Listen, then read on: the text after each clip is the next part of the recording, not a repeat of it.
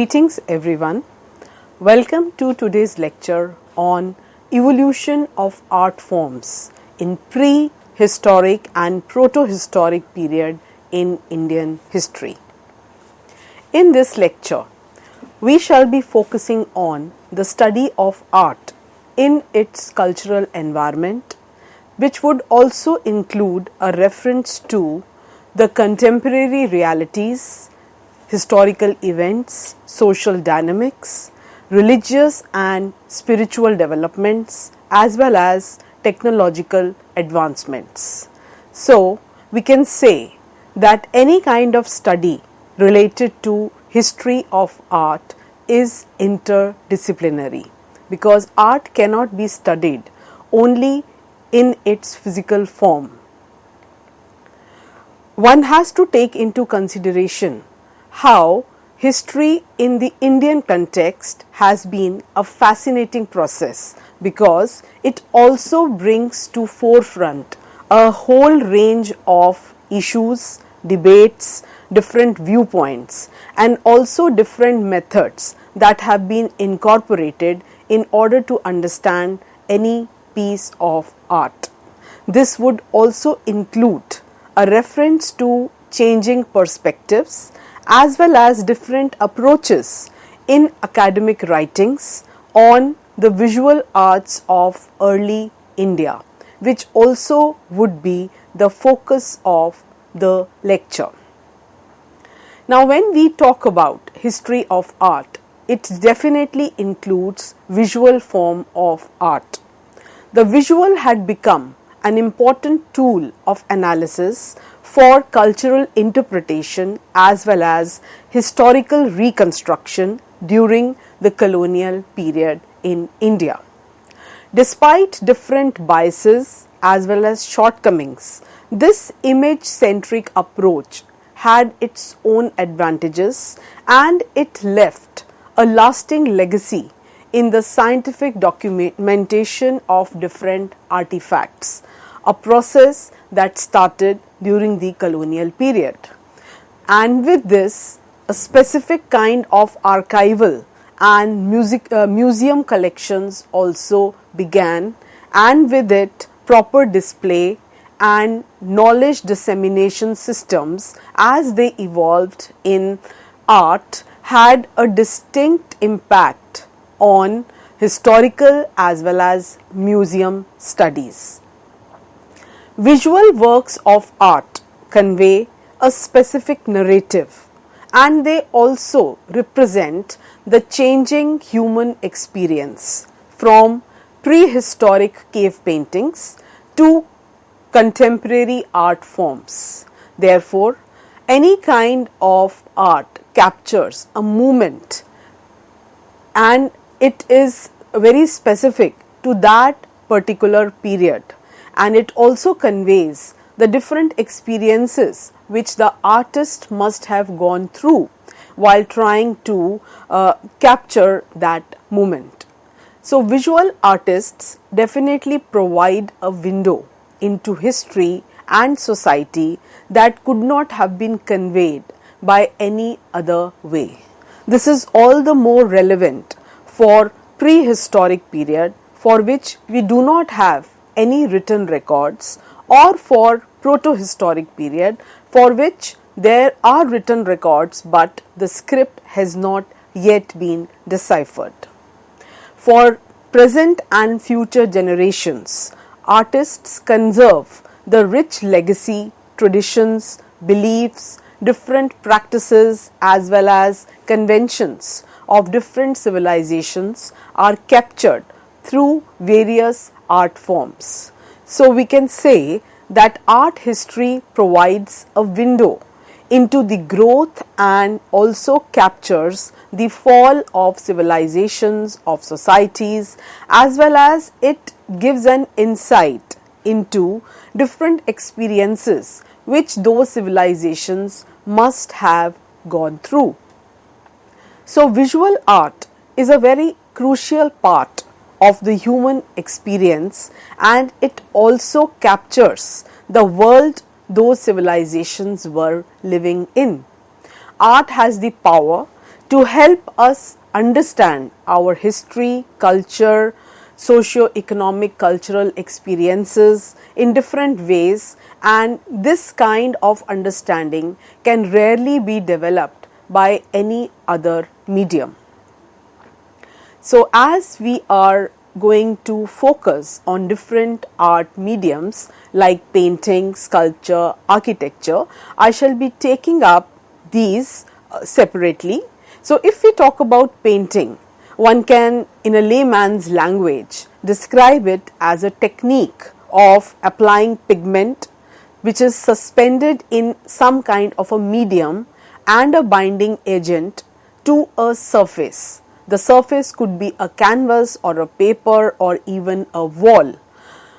And when used in an artistic manner, it refers to employment of this practice along with other forms like drawing, composition, depiction of any incident or any aesthetic theme to communicate an expression and to communicate a concept. So painting had been used to represent spiritual motifs, ideas, and different examples ranging from legendary figures as well as depiction on pottery as well as human body.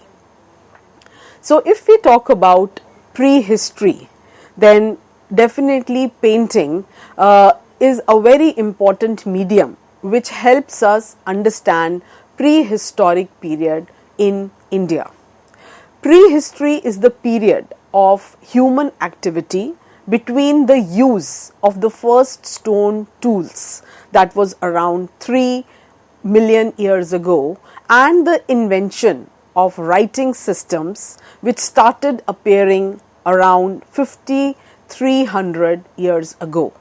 By definition, there were no written records from prehistory, so the dating of prehistoric material is very crucial. If we talk about prehistory in India, then prehistoric ages in India have been identified as Paleolithic age, Mesolithic age, Neolithic age, and after that Proto-historic age, which is also described as the Bronze Age, to which belonged the Indus Valley civilization. The prehistoric period in the early development of human beings is also known as Old Stone Age or Paleolithic age. So if we talk about the Paleolithic age, it could be divided into 3 phases. The lower Paleolithic period, which ranged from around 2.5 million years to around 1 lakh years ago, and then middle Paleolithic, roughly ranging from 3 lakh to 30,000 years ago, while upper Paleolithic period ranging from 40,000 to 10,000 years ago. All these developments pertaining to art related to these periods provide a very crucial evidence to the evolution of civilization. The first archaeologist to visit a few caves at the site and discover its prehistoric significance was V.S. Wakankar, who saw these rock formations and thought that they were probably similar to those that he had seen in some other countries like Spain and France. So when he visited the areas with a team of archaeologists, he reported several prehistoric rock shelters in 1957. And it was in the 1970s that the scale and significance of Bhimbetka rock shelters was discovered, reported, and then well researched on. Since then, more than 700 rock shelters have been identified, and the Bhimbetka group is very significant because it contains more than 240 of such rock shelters. Another very important center was Lakha Jwar group, which has as many as 178 shelters. During the Paleolithic age or Old Stone Age, humans used rude implements for hunting wild animals or for the purpose of cutting and boring. The chief implements that were used consisted of darts, scrapers, axes, or throwing stones. So, these are some of the objects that are even visible in the rock shelters of Bhimbetka in the form of crude objects as they were depicted in the paintings. According to Archaeological Survey of India, the evidence suggests that there has been a continuous human settlement around Bhimbetka from the Stone Age through the late Acheulean to the late Mesolithic period and as recent as 2nd century BCE. So that is the significance of these caves. This kind of information is largely based on excavations at the site, the discovered artifacts and wares that were studied, and different pigments that were found in the deposits, as well as the rock paintings. So here comes the importance of art in history. The site contains the world's oldest stone walls as well as floors. So as you can see in this visual that is being shared on the screen, this depicts the kind of images that were painted on the rocks pertaining to hunting scenes or animals that were found around. Now coming to the Neolithic period. This was that stage when humans made progress and acquired greater knowledge as well as skill in mastering the forces of nature. They evolved a new type of lifestyle and also certain beginnings were made, and hence the period came to be described as the Neolithic age. However, it is important not to describe this period in terms of a revolution, because whatever changes were happening were not a result of any sudden change or development. Thousands of years were taken by humans to reach this new stage, new stone age, which has been described as Neolithic age. As you can see in this visual, the stone tools gradually were becoming more pointed. They were also now being designed with a view to fulfill specific functions and not only random usage. The term Neolithic is derived from the two Greek words meaning new stone. Now during this period, humans were wholly dependent on stone implements and were largely unaware of the use of metals except some kind of information about gold. Though the implements were made of stone, they were a great improvement on the implements of the Paleolithic period or the Old Stone Age.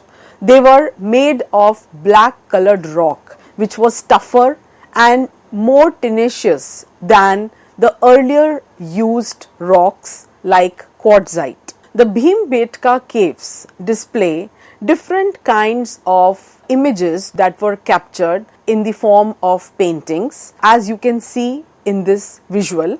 Coming to a description of art during the Mesolithic period, which was somewhere between the Paleolithic and the Neolithic period. So it can also be described as a transitory stage from Old Stone Age to New Stone Age. So the largest number of paintings belong to Mesolithic period and the themes multiply. However, the paintings were smaller in size, and most of the paintings belonging to Mesolithic times depicted hunting scenes. Hunters in groups armed with spears, pointed sticks, bows, arrows, and also some paintings showing trap and snares that were widely used to hunt animals could be seen in some of the paintings. And in some paintings, animals were shown chasing humans, and in some other paintings, animals were being chased by hunters. So animals now were being painted in a naturalistic style, and humans were depicted in a stylistic manner. Now, paintings belonging to this period also specifically included women in their subject, and women were painted both clothed as well as nude. Young and old also kind of found a place in these paintings, and community dances were also a common theme. Some sort of a family life could also be seen in these paintings. For example, a painting would invariably have a woman, man and children. So from these paintings, scholars have inferred that definitely during the Stone Age itself, the concept of family and some kind of settled or semi-settled establishments must have emerged. The visual captures rock shelters of Bhimbetka. Now going back to some key points of prehistoric art, one can say that prehistoric cave paintings could be seen in several of Bhimbetka rock shelters. As you can see the visual that was shared with you just now, it was a huge area, and the oldest dating back to 10,000 years. Animals, indications of dancing, group dancing, hunting scenes were some of the subjects that were shown in these cave paintings time and again. Another example that is being shared with you, which you can see on the screen, how there was an attempt to show animals. Now, a visual related to different kind of stone tools would help you understand as to how during Mesolithic period, which was the intermediate stone age, microliths, that is very small sized stone tools with pointed edges, began to appear, and they played very specific roles. The people of Neolithic period lived in granite rocks, which also protected them from vagaries of nature like rains or sun. No houses per se of this period have been discovered, and even if there were dwelling houses, they were probably built of twigs and thatch, which were perishable and so must have been destroyed in due course of time. Probably some timber was also used in construction of some semi-permanent settlements, but again that cannot be proved. Now going to the next stage, and that is the age of metals. When we talk about the age of metals, it basically incorporates the usage of copper, bronze and iron, which definitely was a huge development for human civilization, and the discovery of metals and large scale use of metals again was not a sudden development and took thousands of years to materialize. So copper came to be used as a successor of stones for the manufacture of tools and implements. So this brings us to the next important period, and that is Chalcolithic period. The paintings of this period reveal the association, contact and mutual exchange of requirements of the cave dwellers or inhabitants of this area with the settled agricultural communities of the Malwa Plateau, because it was in and around Malwa Plateau region that agriculture began to be practiced. So pottery and metal tools could be seen in some of the paintings belonging to Chalcolithic period. However, there were also great similarities with the rock paintings belonging to the earlier periods, because some of the common motifs, designs, patterns, squares, etc. continued to appear on Chalcolithic paintings as well. However, there was some difference also.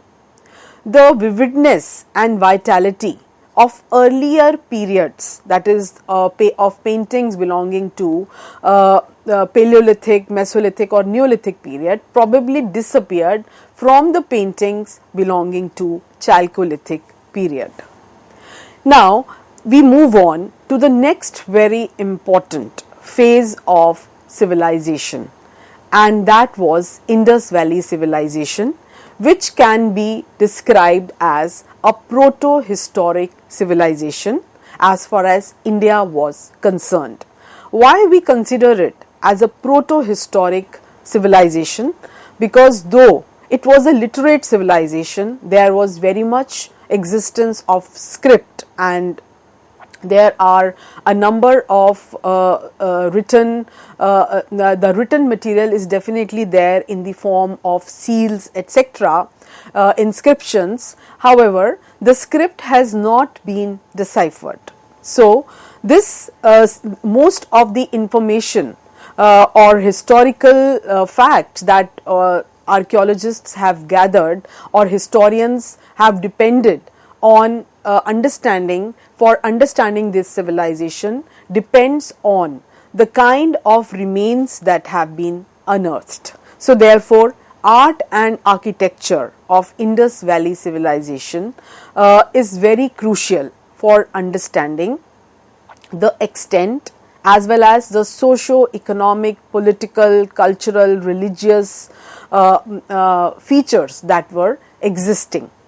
So different architectural works in the form of structures which can be regarded as cultural emblems and works of art are very relevant. The Great Bath of Mohenjo-daro is an example of Harappan architecture which dates back to several thousand years, as you can see in this visual that is being shared. Now, having discussed painting and then a brief reference to architecture, the next important category which belongs to the study of art in history is that of sculpture. So what is sculpture? Sculpture can be described as a three-dimensional work of art that was made by shaping or mixing hard or plastic material or a light material, stone, clay, metal, glass or wood. Some sculptures were found or carved directly, others were wielded or molded or cast after being constructed or erected and also fired. Sometimes paintings were also depicted on sculptures. So if one has to give a very good example, which is also India's national emblem, is that of Mauryan sculpture. Another example that one can give is that of the dancing girl from Mohenjo-daro dating back to 2500 BCE. So Ashokan pillar at Sarnath dating back to 3rd century BCE, these can be described as the famous sculptures from early India. So having discussed the different art forms and how they help us in understanding the contemporary periods in which these art forms were given a shape, would definitely open our eyes to the significance of art history. Thank you.